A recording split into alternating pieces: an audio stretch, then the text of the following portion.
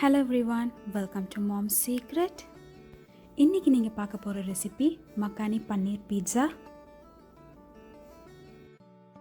First நம்ம makhani sauce ready பண்ண போகிறோம். ஒரு பேனில் 1 டேபிள் ஸ்பூன் அளவுக்கு ஆயில் சேர்த்துக்கோங்க.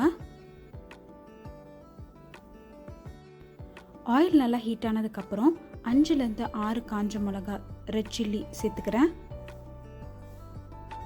இது கூட ஒரு வெங்காயம் கட் பண்ணி வச்சுருக்கேன், அதையும் சேர்த்துக்கிறேன். இப்போ இதை நல்லா சாட்டே பண்ணிக்கோங்க. நல்லா ஸ்பைசியான பீட்சா சாப்பிட்ணுன்னு நினைக்கும் போது இந்த மாதிரி ட்ரை பண்ணி பாருங்கள், ரொம்பவே நல்லாயிருக்கும். இப்போ இதில் 1 டீஸ்பூன் அளவுக்கு இஞ்சி பூண்டு பேஸ்ட்டு சேர்த்துக்கிறேன். இஞ்சி பூண்டோட ரா ஸ்மெல் போகிற வரைக்கும் நல்லா சாட்டே பண்ணிக்கோங்க.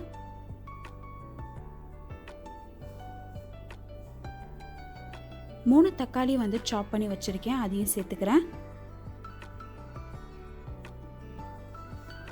இப்போ இதை 2லேருந்து 3 நிமிஷம் வரைக்கும் நல்லா குக் பண்ணிக்கலாம்.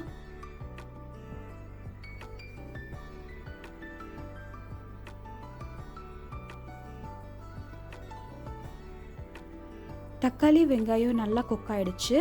இப்போ இந்த ஸ்டவ் ஆஃப் பண்ணிவிடுங்க. கூல் டவுன் ஆனதுக்கப்புறம் இதை அரைச்சி பேஸ்ட் மாதிரி எடுத்துக்கலாம். இப்போ பன்னீரை லைட்டாக மசாலா போட்டு ஃப்ரை பண்ண போகிறோம். 1 டீஸ்பூன் அளவுக்கு பட்டர் சேர்த்துட்டு இதில் 1 டீஸ்பூன் அளவுக்கு cumin சீட் ஜீரகம் சேர்த்துக்கிறேன். 1/2 டீஸ்பூன் அளவுக்கு மிளகாய்த்தூள், 1/4 டீஸ்பூன் அளவுக்கு கொரியாண்டர் பவுடர் மல்லித்தூள், 1/2 டீஸ்பூன் அளவுக்கு கரம் மசாலா, தேவையான அளவு உப்பு. இதை நல்லா பட்டரில் ஃப்ரை பண்ணிவிட்டு நம்ம கட் பண்ணி வச்சுருந்த பன்னீரை சேர்த்துக்கலாம்.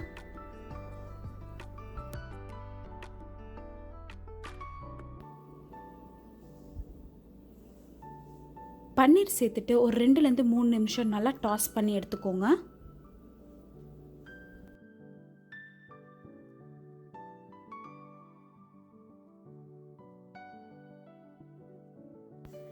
இப்போ இதை தனியாக எடுத்து வச்சிடலாம்.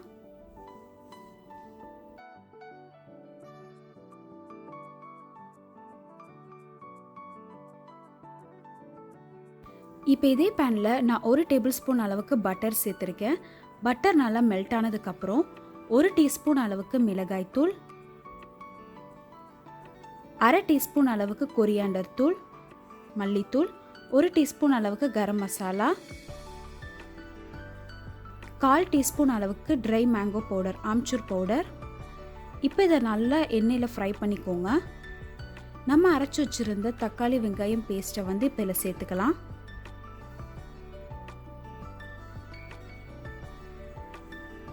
நம்ம ஆல்ரெடி ட்ரை சில்லி சேர்த்துருக்கோம், காஞ்ச மிளகாய்.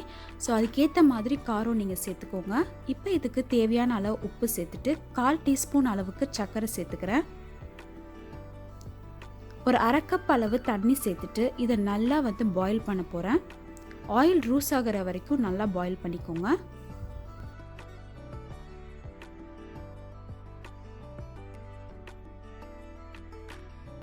ஸ்பைசி மக்கானி சாஸ் ரெடி ஆயிடுச்சு.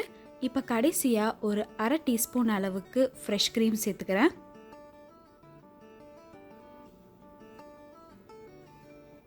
இது கூட கொஞ்சோண்டு மேத்தி லீஃப் க்ரஷ் பண்ணி சேர்த்துக்கிறேன்.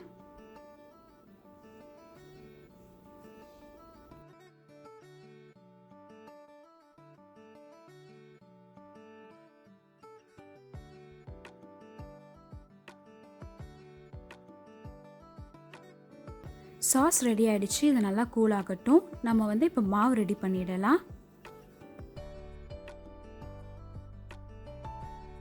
பீட்சா பேஸ் பார்த்தீங்கன்னா நான் வீட் ஃப்ளாரில் செய்ய போகிறேன். ஸோ 2 கப் அளவுக்கு கோதுமை மாவு வீட் ஃப்ளார் சேர்த்துக்கிறேன்.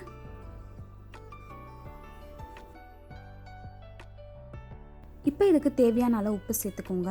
நான் 1 டீஸ்பூன் அளவுக்கு உப்பு சேர்த்துருக்கேன். 2 டீஸ்பூன் அளவுக்கு சர்க்கரை, 1 டீஸ்பூன் அளவுக்கு ட்ரை ஆக்டிவ் ஈஸ்ட் சேர்த்துக்கிறேன். இது கூட 1 டீஸ்பூன் அளவுக்கு எண்ணெய். உங்ககிட்ட ஆக்டிவ் ஈஸ்ட் இல்லைன்னா நீங்கள் 1/4 கப் அளவுக்கு தயிர் சேர்த்துக்கோங்க. இல்லைன்னா 1/2 கப் அளவுக்கு பட்டர் மில்க் சேர்த்துக்கோங்க மோர். இப்போ இதில் 4 டேபிள் ஸ்பூன் அளவுக்கு பால் சேர்த்துருக்கேன் ரூம் டெம்பரேச்சரில். இப்போ இது எல்லாத்தையும் நல்லா மிக்ஸ் பண்ணிடலாம். கொஞ்சம் கொஞ்சமாக தண்ணி சேர்த்து ஒரு மாவு நீட் பண்ணி வச்சுக்கோங்க.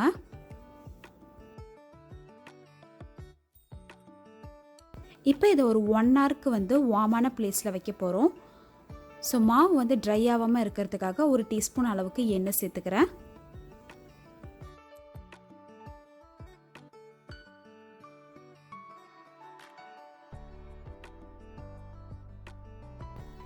இப்போ பீட்சா ரெடி பண்ணிடலாம். கீழே டஸ்டிங்காக கொஞ்சோண்டு மாவு சேர்த்துக்கோங்க. நான் வந்து இன்றைக்கி தின் க்ரஸ்ட் பீட்சா செய்ய போகிறேன். ஸோ ஃபர்ஸ்ட் ஸ்டெப் பார்த்தீங்கன்னா இந்த மாதிரி ஃபோர்க்கில் வந்து ஹோல்ஸ் போட்டுக்கோங்க.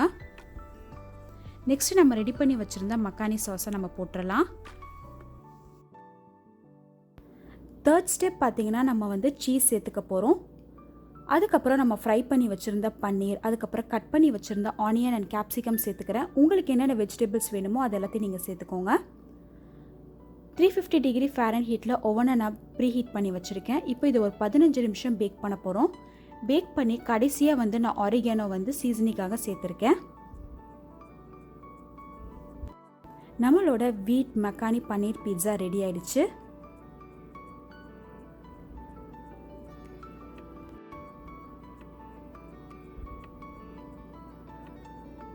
இதை நீங்கள் ட்ரை பண்ணி பாருங்கள். எப்படி இருந்துச்சுன்னு எனக்கு கமெண்ட் செக்ஷனில் கமெண்ட் பண்ணுங்கள். அண்ட் இந்த வீடியோ உங்களுக்கு பிடிச்சிருந்துச்சுன்னா மறக்காமல் லைக் பண்ணுங்கள், உங்கள் ஃப்ரெண்ட்ஸ் அண்ட் ஃபேமிலி கிட்ட ஷேர் பண்ணுங்கள், சப்ஸ்கிரைப் பண்ணுங்கள் அண்ட் பக்கத்தில் இருக்கிற நோட்டிஃபிகேஷன் பெல் ஐக்கானையும் மறக்காமல் ப்ரெஸ் பண்ணிக்கோங்க. Until then, stay tuned. Thank you for watching.